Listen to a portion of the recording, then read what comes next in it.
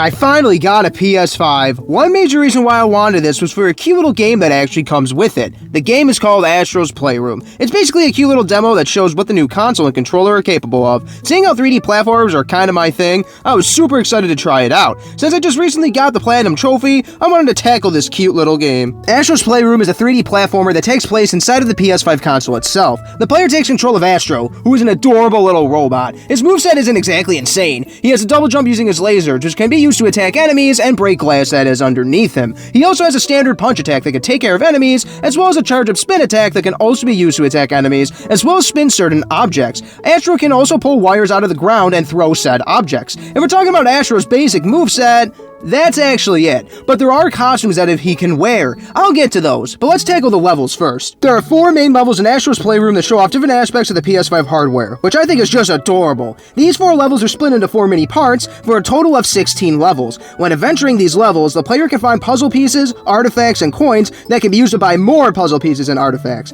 Occasionally, giant coins can be found, which are worth 10 coins each. Each of these worlds can be reached by the game's hub world, the CPU Plaza. The player can also hit start and fast travel to levels that they've already been to. The start menu also shows the player how many collectibles there are in each level, and if they have collected them all. I decided to go to the cooling springs first, and it threw me onto a beach called the Bot Beach. It's a nice wide open area that lets the player mess around in an open space. Also, look at Astro. He is so damn cute in his floaty. Here he can collect coins, defeat enemies, and swim around. It's all good stuff. The swingy spa will have Astro hop around in a weird frog suit thing. This is where those adaptive triggers really shine. The triggers themselves are harder to press down, representing a spring. Astro can do a small jump if one just presses the button, but he can also do a farther leap that can break glass if one holds down the button. Now we move on to Frigid Flows, which is a stage that is all snow and ice. Astro can't swim here as the water is too cold. I didn't get to that yet. Nothing too bad happens when the player, in quotes, dies. There is no life system. They simply get booted back to the nearest checkpoint.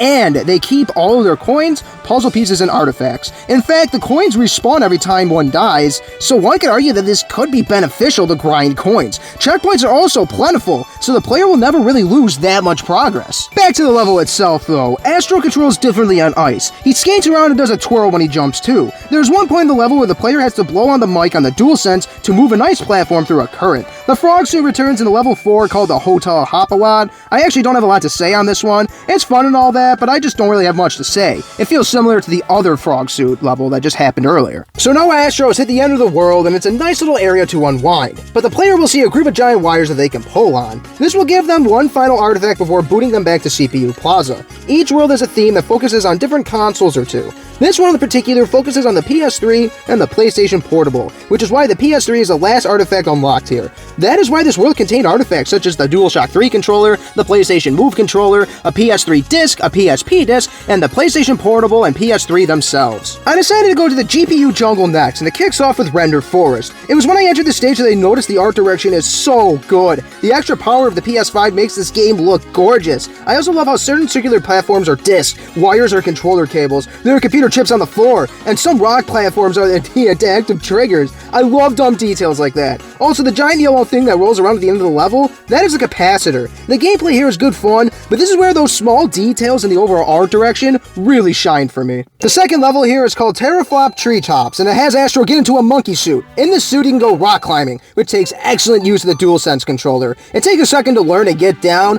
The player has to use the triggers as the monkey's hands and swing the controller back and forth to move him. There are also computer chips that he can grab which will zip along a track. There are also bars that Astro can swing on, which will give him a great boost in height. Some of these rocks will be shattered and weak. The player will have to press down to the adaptive triggers lightly to not break these rocks. It takes a little time to get used to, but I think the monkey suit might be the best costume in the game. It's just a lot of fun to control. The Ray Chase Ruins is the third level here. The biggest change here is the fact that Astro gets a bow and arrow attack. This can be used to shoot enemies from afar. Also, this bastard here starts shooting at Astro and acts as the boss of the level. The final level here, Mount Motherboard, will have Astro go into the monkey suit again. It feels similar to the first monkey suit level, so there's not too much to get into. At the end of the world, Astro will obtain the PS5 PS4 artifact. This world revolves around mostly PlayStation 4 and the PS Vita era of gaming. Now we get to Memory Meadow, and it starts with Gusty Gateway. The haptic feedback on the controller really shines at this level. As Astro gets blown away by clouds, the controller will rumble in a different way than it will when Astro gets to part of the level where it starts raining.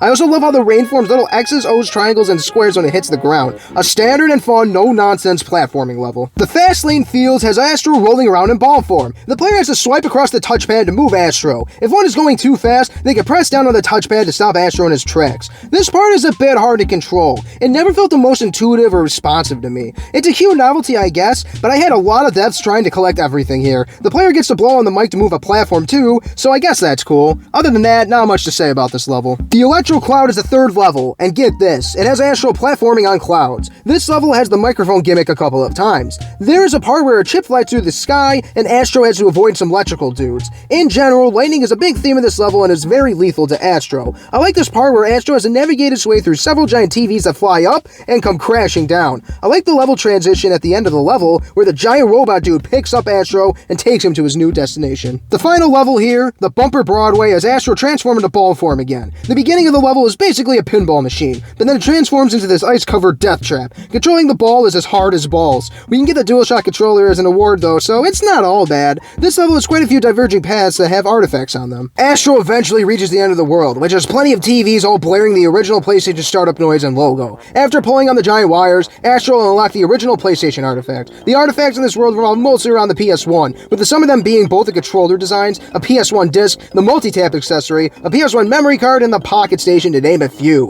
Alrighty then, on to SSD Speedway. The Turbo Trail starts off with Astro getting launched out of a DualSense controller. The player can either use the gyro or control sticks to steer themselves. There are a few gliding sessions throughout the level. I love the scenery and how the controller vibrates when robots speed by Astro on their vehicles. There are neon lights everywhere, which really brighten up the level and are very pleasing to the eye. The end of the level has Astro climb up a rocket. Caging Caves has the player controlling a little rocket with the shoulder buttons. The flame that comes out of the vehicle can be used to light in TNT fuses. There are also cute little plants that have the PlayStation button logos on them, which is a very cute detail. There are purple spiderwebs that the machine can break through if the player presses down on both the shoulder buttons hard enough. Deep Data Space has Astro back on his feet in an outer space setting. I spent a good amount of time trying to figure out how the hell to break this stupid glass box. After a few minutes, I gave up and went on the diverging path that requires the player to blow into the controller. Eventually, Astro picks up a minigun that can shoot glass. God damn it. This is again where the haptic feedback feels amazing. The controller just vibrates like crazy when using the minigun. Astro can also pull on several of these PS Move controllers and they will act like mini rockets. Astro can also set up this little dynamite guys with his fire from his double jump.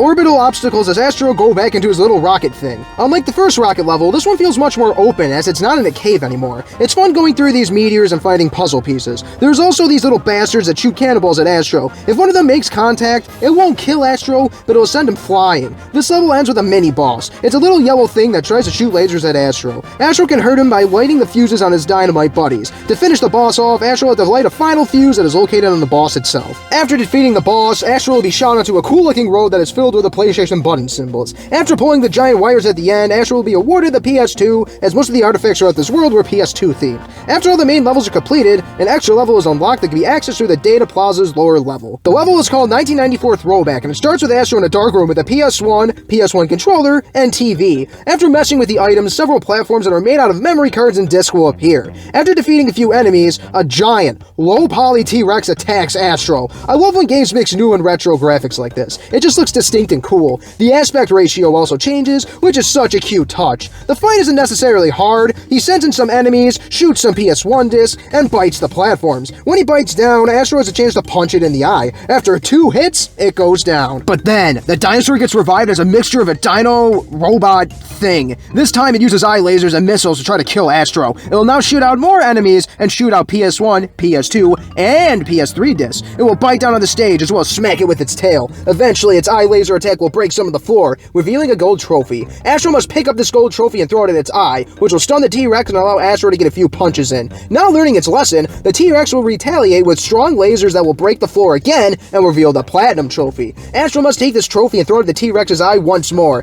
Doing so will allow Astro to punch its eye again. This will stun the T-Rex, which will allow Astro to pull on its tongue. The recoil from the tongue coming back and hitting it will defeat the T-Rex. The fight really isn't hard, mind you. The game gives Astro 2 additional hit points, which I didn't end up using. The credits start to roll and the player can kill the enemies and hit the yellow letters to gain more coins. After a more traditional staff roll, Astro unlocks a couple more artifacts, including the Pulse 3D wireless headset, the PS5 HD camera, the Dualsense Controller, and finally the disc version of the PS5. Apparently, if even one plays on the PS5 Digital Edition, the PS5 will still be the disc version. With all that said and done, I was not done with Astro's Playroom. The game was too fun, short, and adorable to just stop there. I had to go for 100% completion, and of course, that nice Platinum trophy. Luckily, 100%ing Astro's Playroom is very intuitive. The game easily lets the player know what levels they are missing puzzle pieces and artifacts in. It will also let the player know how many statues, artifacts, and puzzle pieces are still in the Gacha Machine. Coins themselves are also easy to get as they respawn when Astro dies. If Astro collects an artifact or puzzle piece that he already has, he'll be awarded with coins. And the coins themselves aren't really spent on anything else. Each Gacha pull is 100 coins, which isn't a lot in the grand scheme of things. They are very easy to stockpile and they are fun to collect. So there are really no complaints as far as the Platinum trophy goes.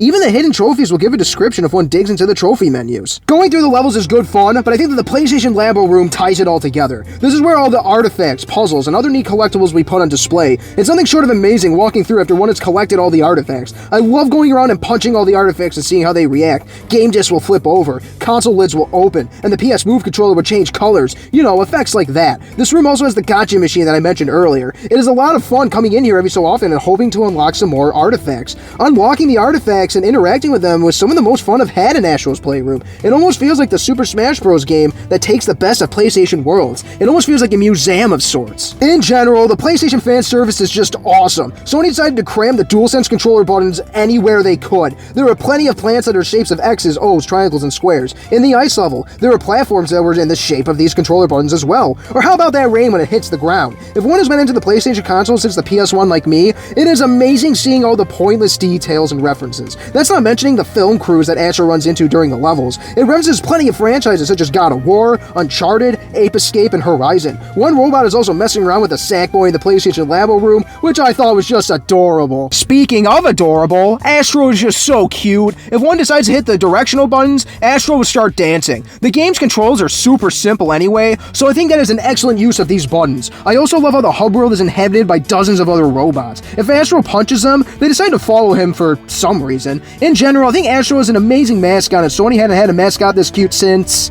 Sackboy from Little Big Planet, maybe? I want to see him star in more games. I think that'd be cool. So what are the negatives of Astro's Playroom? It's honestly hard to think of any for 2 main reasons. One is, well, it's free. The game can be installed right away when one unboxes their PS5. At only 10 gigabytes, it only takes a little while to install and beat. The game is pretty short, but it could be argued that the game itself is pretty simple, so it's a good thing that it didn't overstay its welcome. Some would argue that quality is better than quantity, and Astro's Playroom understands this. That's the second reason. The game is pretty short, so the annoying sections are all over pretty quickly too. Speaking of annoying sections, there are some. Some of the touchscreen sections, like the ball rolling sections, can be very hard to control. The part where Astro uses the hang glider took me a second to get down as well. These are pretty short and simple anyway, so it's not a huge deal. I guess the only other thing that I really didn't like about the game is that Astro can't hold on to ledges. There were numerous times that I missed that jump by just a hair. I literally said out loud, "Hold on to the ledge, Astro," when I missed a couple of these jumps. Astro's Playroom is an amazing introduction to what the PS5, and more specifically, the DualSense Controller are capable of. It is a fun 3D platform in its own right, and it has a Super Smash Bros.-like celebration, but obviously revolving around Sony's consoles and franchises. The levels themselves are short but fun, but there are a variety of suits that Astro can equip to make the initially scarce moveset more expansive. With these suits come a couple of nagging issues, and overall the game is pretty short, but I think Astro's Playroom is a pack-in game done right. A strong 5 out of 7 from me. I enjoyed my time with the adorable little Astro greatly.